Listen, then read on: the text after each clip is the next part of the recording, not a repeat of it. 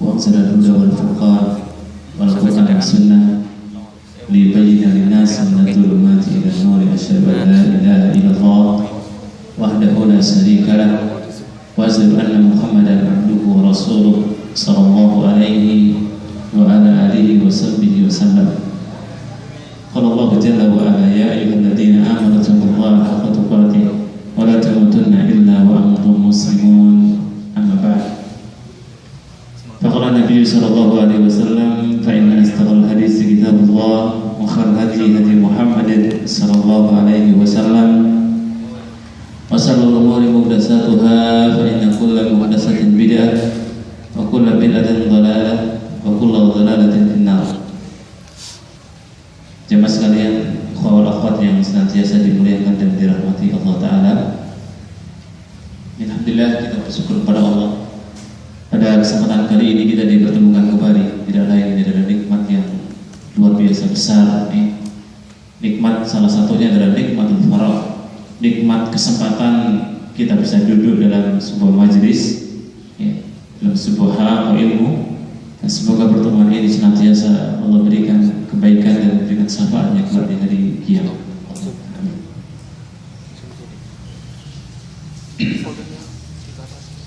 Baik, kita ada ashabul simat, ashabul yamin. Ada apa dengan orang ini? Bisa dikasih layar mas, biar nggak sinar. Baik, pembahasan kita kali ini tema yang kita sebutlah sebuah tema yang disebut dengan sirah.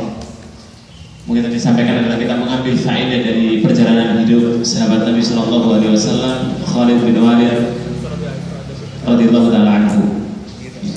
Sebelum kita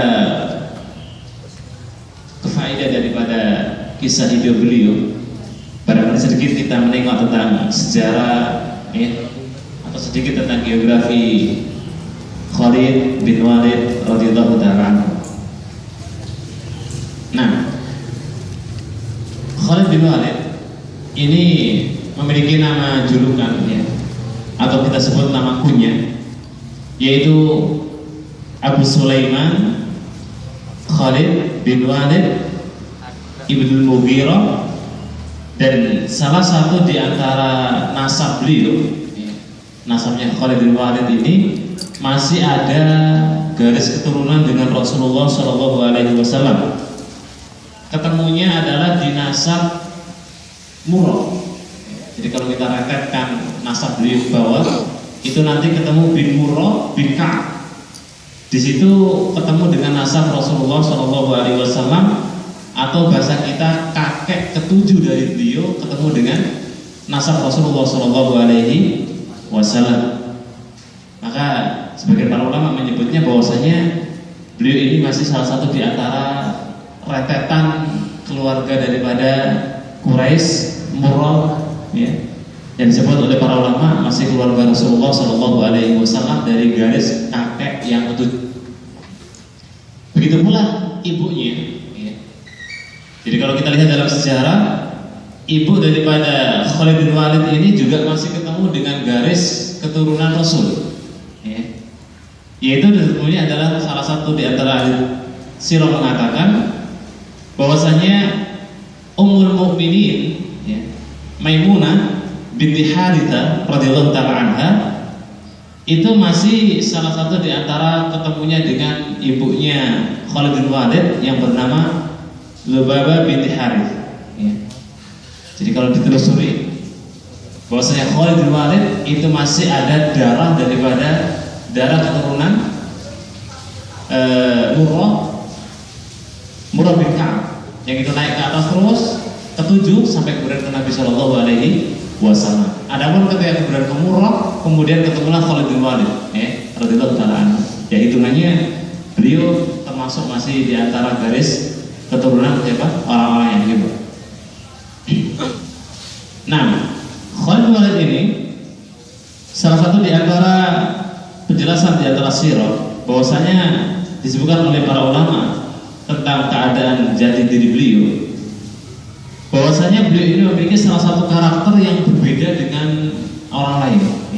Di kalangan waktu beliau belum masuk Islam itu sudah kelihatan karakternya yang berbeda dengan orang-orang orang-orang kafir. Ketika sudah masuk Islam pun sudah memberikan warna yang karakternya berbeda dengan sebagian para sahabat Nabi Shallallahu Alaihi Wasallam. Ya. Makanya kalau tema kita disebut dengan Sayyidullah Al-Maslul, pedang Allah yang terhungus, yaitu siapa? Khalid bin Walid, ya, radhiyallahu ta'ala anhu. Nah, tapi kita sedikit bicara tentang beliau, tentang keadaan beliau sebelum masuk Islam, ya. Karena Khalid bin Walid ini beliau dahulunya adalah orang kafir, ya. Tapi Allah berikan hidayah, akhirnya beliau masuk Islam. Karena Khalid bin Walid, ya, ghairihi min abna'i Quraisy.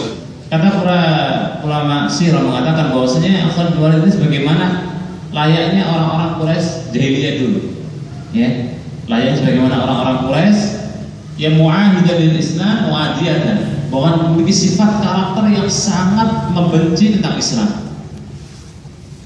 Ya, maka terkadang barangkali di antara orang sekarang nih, dia membenci Islam, dia membenci tentang sunnah, dia membenci tentang ajaran Nabi. Suatu ketika Allah bukakan hidayah, dia lebih cinta, ya, tentang ajaran Rasulullah dan cinta dengan sunnah-sunnah Rasulullah Sallallahu Alaihi Wasallam. Bisa jadi, ya.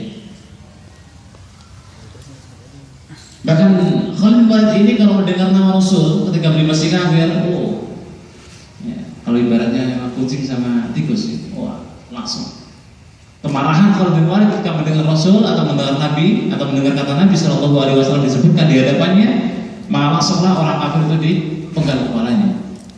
Salah satu dalam sirah dikatakan kalau ada orang kafir menyebutkan nama Nabi dan para sahabat di depannya, langsung dibunuh.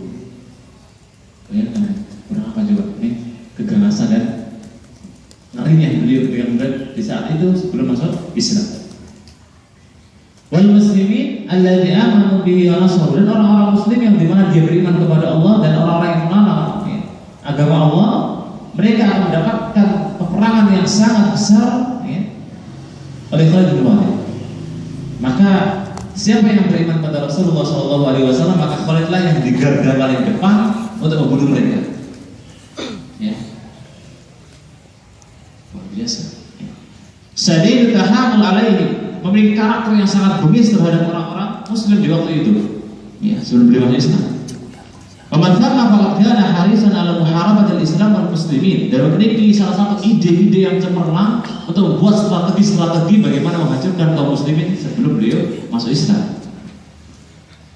Wa kana fi tariqatil muharribin lahum bi kulli maharib alladhi qaddahu kuffar wal musyrikun diddul muslimin. Bahkan ketika itu Khalid bin Walid ini ketika kemudian hendak perang dengan orang-orang muslim, maka beliau merancang dengan strategi yang luar biasa, ya.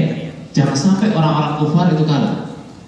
Walaupun belum ada ceritanya yang kemudian Rasul itu mengalami kekalahan kecuali dalam satu perang, ya. Ketika beliau dalam keadaan perang Uhud, itu pun dilatar belakangi kita apa? Beliau mengalami kekalahan. Salah satunya yang memimpin waktu itu adalah Khalid bin Walid yang beliau belum masuk Islam. Ya, ini kekalahan yang luar biasa yang kemudian sampai Nabi Shallallahu Alaihi Wasallam, ya, hampir terbunuh di waktu itu. Salah satu yang memimpin peperangan yang orang kufar yang berada di belakang Gunung Uhud, ya, yang dimana ketika kemudian para penghuni Jabal Uhud itu disuruh oleh Nabi SAW, jangan kalian turun sebelum saya perintahkan. Tetapi karena kemudian tergoda dan tergiur dengan apa, salah satunya adalah Al-Ghanimah, yang karena memang dilihat hampir kaum muslimin itu 98% sudah di angka kemenangan, ya, sudah di atas kemenangan. Bahkan ketika orang-orang yang dibawa ini melihat sudah mengambil apa, harta rampasan, karena orang-orang kufar sudah pada lari. Ya. Maka orang-orang yang di Jabal Uhud itu mulai turun. Padahal sudah diingatkan oleh para sahabat yang lain, jangan kalian bermaksiat pada Rasulullah Sallallahu Alaihi Wasallam. Jangan kalian turun sebelum diperintahkan oleh Rasulullah Sallallahu Alaihi Wasallam. Ya, tapi namanya sahabat kan manusia biasa kayak kita juga. Ya, cuma keimanan mereka jauh berbeda dengan kita. Ada yang turun waktu itu. Ya. Nah, ketika sebagian jabal yang berada di garisan garda Jabal Uhud itu mulai turun, ya, maka tinggallah beberapa orang, satu atau dua saja yang di atas. Maka disitulah kemudian koidnya orang musyrik, atau kita sebut panglimanya orang musyrik waktu itu adalah Khalid bin Walid, menyerbu dari arah belakang. Yang ini disebut dengan kekalahan Rasulullah SAW yang luar biasa dahsyat, yang hampir para sahabat waktu itu wafat di medan jihad. Salah satunya adalah triknya Khalid bin Walid yang sebelum masuk Islam. Maka tidak salah kalau para ahli sirah mengatakan bahwasanya beliau ini memiliki tali al-muhadibin, memiliki salah satu trik jitu untuk menyerang kaum muslimin. Ya. Wa kana lahu dhurun baris fi ikhraj an-nasri lil musyrikin 'ala al-muslimin. Bahkan dikatakan salah satu yang membuat cemerlangnya dan kemenangan di antara peperangannya orang kufar waktu itu adalah di perang Ghazwatul Uhud. Ya. Perang Uhud yang melatar belakangi kemudian orang-orang kafir itu bisa mendapatkan kemenangan waktu itu. Salah satunya adalah karena Khalid bin Walid. Nah, maka tidak kita ragukan bagaimana beliau sebelum masuk Islam memiliki salah satu sifat yang luar biasa, ya, dipandang terhormat di kalangan orang-orang kafir, dipandang orang hebat di pandangan orang-orang kafir. Bahkan sifat kalibernya di antara medan perang beliau sangat jitu dan sangat handal. Dan pedang yang disebut dengan sampai dipuji, nanti kita akan sebutkan pujian dari Allah Subhanahu wa taala, ya. Pedang yang disebut dengan maslul yang terungus yang kemudian disebut dengan pedang Allah Subhanahu wa taala adalah pedangnya Khalid bin Walid. Nah, yang mulai wafat yang dirahmati Allah taala, ya. Maka keadaan itulah yang melatar belakangi yang bahwasanya Khalid bin Walid terkenal dengan sajaahnya, terkenal dengan apa? Keberaniannya. Padahal kalau seandainya waktu itu beliau meninggal ketika membela di atas kekafiran, pastilah meninggal dalam keadaan neraka. Yang menunjukkan kata para ulama bahwasanya ada orang yang membela mati-matian untuk membela kemaksiatan, ya. Ada orang mati-matian membela sebuah kemungkaran dan dia tahu bahwasanya dia di atas kemungkaran, maka dia tahu kesesatan, tapi dia bela sampai mati-matian, ya. Tetapi ada pula orang yang membela kebenaran sampai dia mati-matian, dan ini akan jadi sunnatullah sampai akhir zaman. Siapa yang bela kebenaran itu ada, siapa yang bela kejahatan, ya, kemungkaran itu juga ada. Maka kita berdoa semoga kita semua termasuk orang-orang yang membela kebenaran, ya, sampai hari kiamat. Nah, itu sedikit kisah tentang beliau sebelum masuk Islam, ya. Kemudian ketika beliau sekarang sudah berada di barisan kaum muslimin, ya, dijelaskan oleh Umar bin Khattab radhiyallahu taala anhu bahwasanya ketika Khalid bin Walid ini sudah mulai, ya, ketika salah satu di antara sejarah mengatakan beliau ini masuk Islam ketika Nabi setelah hijrah, ya, ketika beliau berada di Madinah. Karena gonjang-ganjing ketika terjadinya sebuah dakwah yang apabila Nabi diperintahkan untuk hijrah ke Madinah, karena salah satunya adalah orang Mekah yang karakter dan sifatnya itu keras. Sampai detik ini, barangkali kalau atau nanti ada waktu dan ada rezeki atau mungkin ada kesempatan untuk bisa kunjung ke dua tempat yang Allah muliakan. Yang pertama adalah Makkah dan Madinah. Antum bisa bayangkan, ya, bagaimana perbedaan karakter orang Makkah dan Madinah.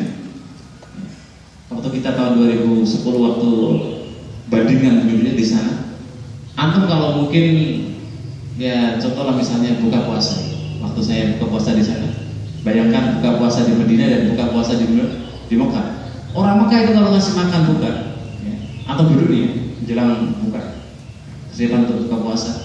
Di sana tuh kebiasaannya ada, ya, kayak gerobak gitu jalan, tapi isinya snack, ya, aqua, kurma, roti gede-gede. Itu dilempar sama syuting, ya, sama polisi yang angkat. Pok, apa ini? Roti, alhamdulillah. Nanti datang lagi, lempar aqua, pok. Lemparnya bukan main, ya, kena antum, kena kepala antum biasa aja, ya. Bahkan itu adalah di Serambi Makkah Mukarramah, bayangkan. Jadi ada survei polisi yang bawa snack itu, dia dorong, ada yang lempar, terus ambil pokoknya dilempar. Ketika antum di Madinah atau ketika di Madinah, kita sama-sama buka nih. Orang mau ngasih, masya Allah, karakternya lembut sekali. Alhamdulillah. Dengan lembutnya ditaruh itu kurma, aqua, ditaruh itu roti, ditaruh itu gandum, ya. Gak ada ceritanya di Madinah berlempar-lempar roti, lempar-lempar apa? Aqua. Ternyata dari sini aja saya bayangkan, berarti karakternya orang Mekah itu luar biasa keras sampai detik ini mungkin, ya. Makanya kemudian karena begitu dan disuruh hijrah, salah satunya apa? Karena orang Mekah karakternya keras, ketika didakwai Islam, ya, kalau bahasa kita mental boleh lah. Ada izin Allah Subhanahu wa taala ketika beliau hijrah ke Madinah, ya, beberapa waktu akhirnya kemudian mendengarlah orang Madinah, maka menjadi kota beriman dan bahkan menjadi orang yang memiliki iman yang sangat luar biasa kepada Rasulullah SAW. Nah, di saat beliau itu hijrah ke Madinah, ya, maka disitulah Khalid bin Walid mengikrarkan kalimat Islam. Ya, yang ketika kemudian perjanjian Hudaybiyah, salah satunya adalah Khalid bin Walid radhiyallahu anhu. Maka kalau mungkin dilihat dari perjalanan beliau masuk Islam tidak terlalu berliku-liku begitu. Tetapi yang sangat membuat kita untuk kita kaji adalah bagaimana perjuangan beliau ketika sudah masuk Islam. Kalau mungkin sebelum Islam sudahlah dihapus oleh Allah Subhanahu Wa Taala dosa-dosa beliau. Karena pujian dari Allah Subhanahu Wa Taala, Allah katakan radhiyallahu anhum wa radu anhum. Jadi Allah ridha dengan mereka, mereka pun ridha dengan Allah Subhanahu Wa Taala. Kemampuan Allah dari Allah Taala. Maka kalau kita bicara para sahabat, walaupun mereka latar belakangnya adalah orang kafir, seperti Umar bin Khattab kan beliau juga latar belakangnya orang kafir, iya. Bahkan Umar bin Khattab saja waktu itu pernah dikisahkan, ya, dalam sebuah riwayat, walaupun para ulama memperselisihkan tentang kebenaran riwayat ini, tapi paling tidak beliau pernah mengisahkan, beliau pernah tertawa sendirian dan beliau pernah menangis sendirian. Kalau antum mungkin agak jadi stres ya. Kalau para sahabat lah tidak. Umar ketika itu dalam keadaan tertawa, kemudian beliau menangis. Kalau mungkin suruh acting main sinetron, Umar jago gitu ya. Tiba-tiba beliau tertawa, tiba-tiba beliau menangis. Ya. Maka ketika beliau menangis, maka ditanya oleh para sahabat waktu itu, ya Umar, apa yang ini? Kenapa kamu menangis? Ya. Maka beliau mengatakan, iya saya menangis karena dulu di masa jahiliyah, artinya di masa kekafiran beliau pernah mengubur hidup-hidup anak putrinya, ya, mengubur hidup-hidup anak putrinya. Maka beliau menangis setiap mengingat kejadian itu. Maka kata beliau, jika seandainya memori itu bisa dihapus, saya minta agar dihapus. Maka pastinya kita pun juga sama ya, Pak. Ya, pastinya antum punya memori masing-masing, ya kan? Ada memori baik, ada memori buruk, ada memori setengah baik, ada setengah buruk kan begitu. Ya, biasanya diingat itu cuma dua, baik sama yang buruk, ya. Atau mungkin yang lucu-lucu atau yang mungkin mengesankan tentang kisah-kisah kita. Lah Umar juga sama, ketika mengingat masalah itu beliau pasti menangis. Yang kedua, ketika beliau tertawa, maka beliau ketika itu di masa jahiliyah ini. Di masa jahiliyah beliau itu pernah safar ke Syam, ya, bepergian ke Syam, dan beliau sambil membawa Tuhan mereka atau Tuhannya. Ya. Karena Tuhannya itu terbuat dari tamar, ya, semacam gandum gitu, sama roti diempel-empel jadi Tuhan. Tuhannya luar biasa ya.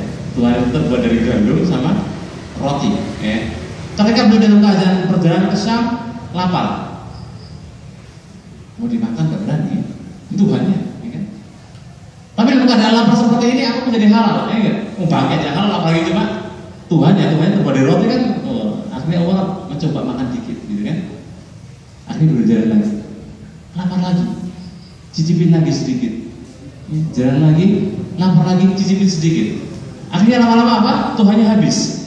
Ya. Maka Umar ketika mengingat masa dulu tertawa. Lucu ya.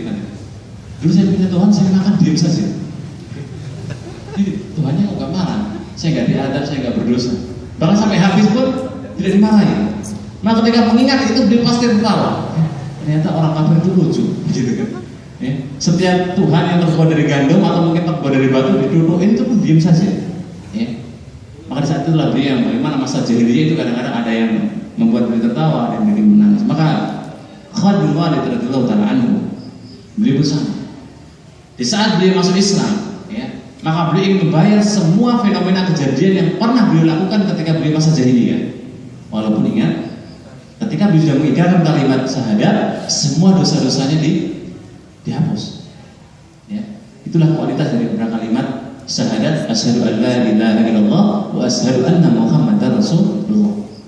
Walaupun sudah dihapus, tetapi punya tekad yang luar biasa, ya, yang sampai-sampai kata para ulama sirah mengatakan tekad beliau dan niat beliau untuk bagaimana memperbaiki tentang kejadian masa lalu, ya, sampai-sampai jika seandainya, ya, bisa terjadi 2 kali hidup, nah hidup, besok hidup lagi begitu, mati hidup lagi, maka beliau bertekad untuk mengabdikan hidupnya untuk Islam.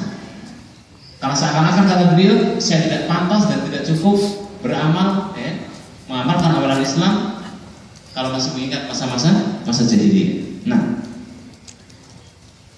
kemudian Kemudian bicara masalah bagaimana beliau dalam Islam, ya. Khalid bin Walid radhiyallahu anhu ini sangat luar biasa, ikhwah. Ya. Salah satunya adalah mendapatkan salah satu di antara julukan oleh Nabi Shallallahu Alaihi Wasallam dalam sebuah riwayat Imam Muslim, dikatakan bahwa jalahu ala mutaqaddim jayshul muslimin fi adidah min jawalatihim didul kufari wal musyrikin. Ya. Ketika itu Khalid bin Walid sudah masuk Islam yang baru mungkin, langsung diberikan mandat oleh Rasulullah Shallallahu Alaihi Wasallam untuk memegang sebuah liwa. Ya. Liwa itu bendera perang. Ya. Salah satunya adalah di perang Hunain. Ya. Ketika itu beliau memegang bendera perang untuk memimpin, ya, kurang lebih adalah mi'atul faris, 100 kuda. Ya. Jadi dari Bani Salama, ya. Wa kharajul qitali Kubair, ya, qabilatul Hawazin, dan beliau menyerang dan untuk menyerbu kelompok yang bernama Hawazin, ya. Kabilah Hawazin pada tahun 8 Hijriah waktu itu. Yang dimana beliau langsung diberikan mandat oleh Rasulullah untuk memimpin 100 kuda, ya. Dan artinya itu banyak, karena ada yang bersejalan, ada yang mungkin pakai kendaraan yang lain, ya. Ketika beliau kemudian memimpin dalam keadaan seperti itu, Khalid bin Walid, ya, Balagul Hasan, beliau memiliki salah satu orang yang luar biasa baik. Kalau mungkin masa jahiliyah beliau gurunya katakannya tidak pakai ilmu begitu.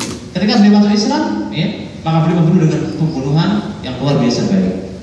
Waqala lebih saja, dan beliau dalam perang waktu itu memiliki sifat salah satunya adalah pemberani. Ya. Wasabata bil ma'rakah ba'da al-farraqana ma'ahu min Bani Salamah. Sama-sama kemudian ketika beliau berada di garda paling depan, Bani Salamah yang disebut dengan Hawazin itu kabur semua. Ada Khalid bin Walid kabur. Baru mendengar dan tahu bahwa saya Khalid di garda paling depan, maka mereka kabur semua.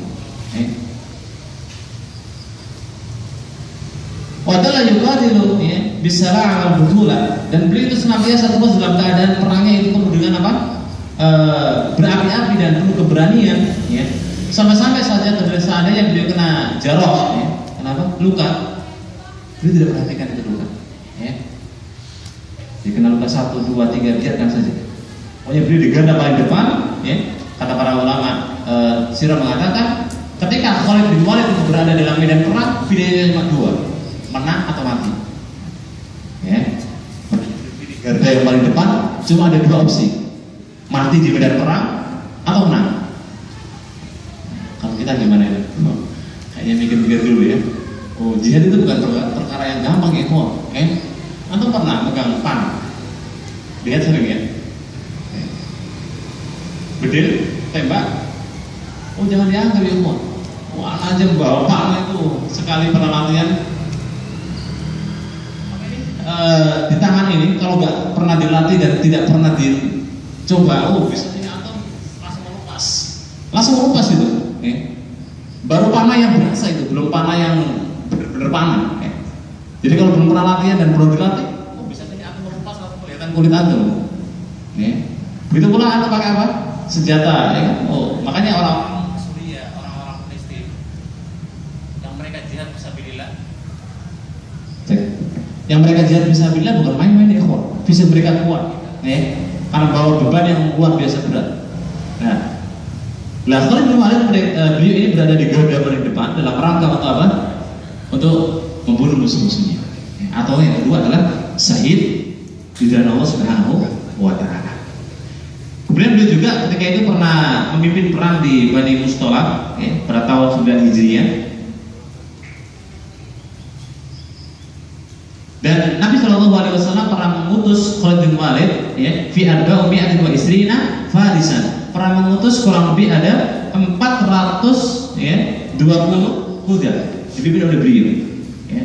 Fastaqa Khalid bin Walid, ya, asarra Akidar. Beliau pernah membebaskan juga yang disebut dengan Akidar, salah satu di antara tempat yang dihuni oleh orang-orang kufar. Ya, dan masih banyak. Bagaimana perjuangan beliau ketika masuk Islam. Ya, terkait dengan masalah pujian-pujian para sirah, ya, terkait dengan Khalid bin Walid sangat luar biasa. Seorang yang pemberani yang kedua setelah Umar bin Khattab, ya, yang dikenal oleh orang-orang kufar, ya. Bahkan kalau istilahnya pedangnya Umar itu dilempar, itu orang udah kabur, baru pedangnya belum dibawa. Yang kedua adalah Saifullah al-Maslul Khalid bin Walid, ya, pedangnya Khalid bin Walid radhiyallahu ta'ala anhu. Sehingga ketika orang dua ini, kata para ulama sirah mengatakan, ketika Umar dalam keadaan masih kufar, masih kafir, orang muslim agak punya sifat takut sama beliau, ya, karena kekejamannya, keganasannya. Tetapi ketika Umar itu masuk Islam, maka sebaliknya orang kafir, ya, merasa sifatnya sangat takut dan kerdil ketika melihat Umar di garda paling depan. Begitu juga Khalid bin Walid. Ketika beliau masih dalam keadaan kufar waktu itu, orang-orang muslim sangat terheran, ya. Bahkan ada yang mendoakan semoga saja Khalid bin Walid masuk Islam. Maka alhamdulillah benar-benar masuk Islam. Karena memiliki jitu dalam apa? Strategi perangnya. Maka orang-orang muslim sangat berhati-hati dengan strategi yang dibuat oleh Khalid bin Walid seperti itu. Maka ketika beliau masuk Islam, orang kufar dalam keadaan ketakutan, ya, sempurna sudah kata mereka. Orang kufar mengatakan dalam diri orang muslim ada Umar yang sifatnya pemberani dan ada Khalid bin Walid yang sifatnya membuat strategi perang yang sangat jitu dan luar biasa, ya. Maka di saat itulah orang-orang kufar setelah perang Uhud kemudian dibalas oleh waktu itu Khalid bin Walid masuk Islam, maka setelah itu tidak pernah mengalami kekalahan dalam medan perang, ya. Jadi dalam perang Rasulullah SAW beliau cuma mengalami satu kekalahan dan itu pun dibayar kemenangan ketika Khalid bin Walid masuk Islam, ya. Jadi yang kita sebut dengan perang Uhud yang kedua. Ketika beliau masuk Islam, ya, maka perang Uhud dimenangkan oleh kaum muslimin yang waktu itu adalah ada Khalid bin Walid radhiyallahu ta'ala anhu. Dan alhamdulillah dirahmati Allah Ta'ala. Maka sebenarnya banyak sekali, ya, tentang bagaimana perjalanan beliau, ya, keutamaan beliau dan lain sebagainya, ya. Tapi yang akan kita kaji pada intinya adalah bagaimana kita mengambil sebuah pelajaran dari kehidupan beliau itu. Kalau sejarah saya yakin nanti silakan untuk baca sendiri, ya. Banyak kitab-kitab yang menjelaskan tentang masalah perjalanan beliau. Bahkan ada salah satu di antara kutip khusus, ya, buku kecil yang membahas tentang perjalanan Khalid bin Walid radhiyallahu ta'ala anhu, ya. Baik, sedikit kita akan tambahkan untuk sesi yang terakhir ini adalah tentang faedah mengambil ibrah dari perjalanan Khalid bin Walid radhiyallahu ta'ala anhu. Yang pertama,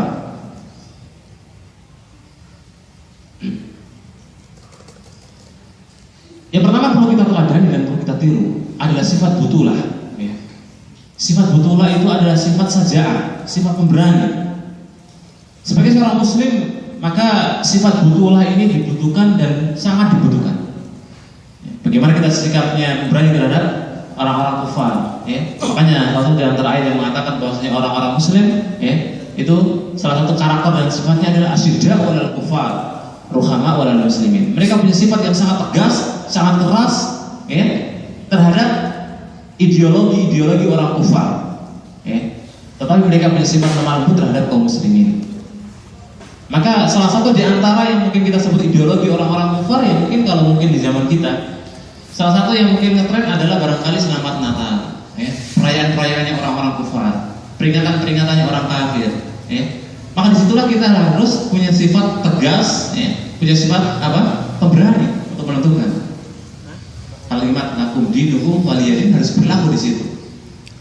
Kalau kita bicara saja'ah, pemberani di medan perang, ya di zaman kita di Indonesia apalagi, ya kan, belum ada jihad fisabilillah di zaman ini, ya. Makanya kata Ibnu Utsaimin rahimahullah ta'ala, beliau mengatakan dan menuturkan jihad yang paling afdol untuk kita saat ini, ya, di posisi kita ini adalah jihad melawan kebodohan, ya. Bahkan jihad yang paling utama yaitu apa? Jihad bagaimana kita membela kehormatan Rasulullah Shallallahu Alaihi Wasallam. Beliau pernah mengatakan bahwasanya ad-da'u al-sunnah afdalu minal jihad, ya. Gurunya Imam Bukhari pernah menentukan bahwasanya jihad di zaman kita ini, ya, itu jihad melawan sunnah atau membela sunnah Rasulullah Shallallahu Alaihi Wasallam itu jauh lebih utama daripada jihad fisabilillah. Kenapa? Karena posisi kita belum ada jihad, kecuali, ya kan? Kecuali antum ada di Mesir, kecuali antum orang Palestina, kecuali antum orang Suriah. Maka di saat itu antum wajib jihad. Karena jihad kata para ulama ada 3 hal, ya. Pertama adalah ketika ingdal muqabalah, ketika antum berhadapan dengan orang kafir yang siap perang maksudnya.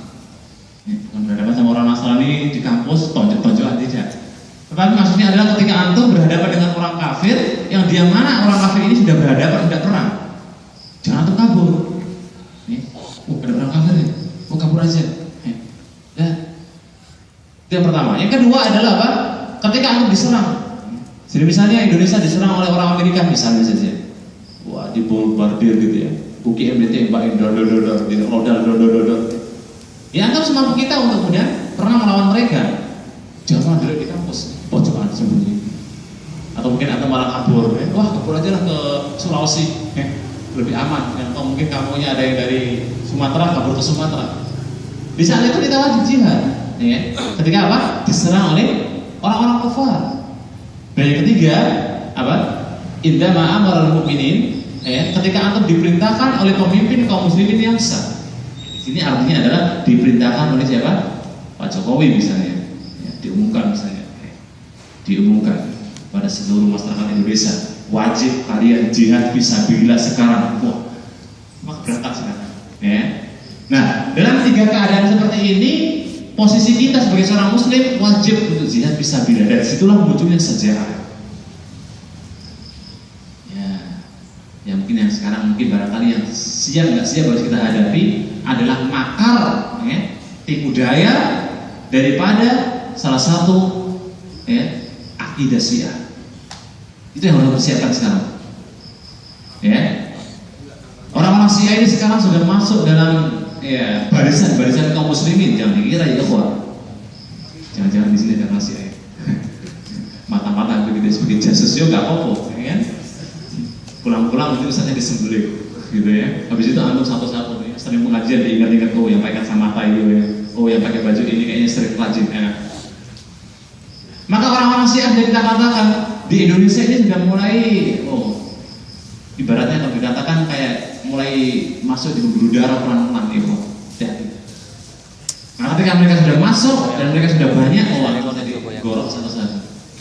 Kasus di Baghdad sudah membuktikannya kan. Kasus di Suriah juga sudah membuktikan, ya. Yang mungkin merembet ke Mesir yang baru hangat-hangat ini juga membuktikan. Yang barangkali kita bisa lihat fenomena-fenomena terjadinya pembantaian dan lain sebagainya, ya. Ini bukti di antara bagaimana salah satu di antara pemikirannya orang Syiah. Nah, paling tidak dari situlah kita siapkan bekal kita memiliki sifat apa? Yang pertama, butulah tadi, ya. Sifat pemberani kita, sifat bagaimana kita memiliki sifat yang pemberani terhadap orang-orang kufar, ya. Bagi pemahaman ideologi kesesatan tersebut. Nah,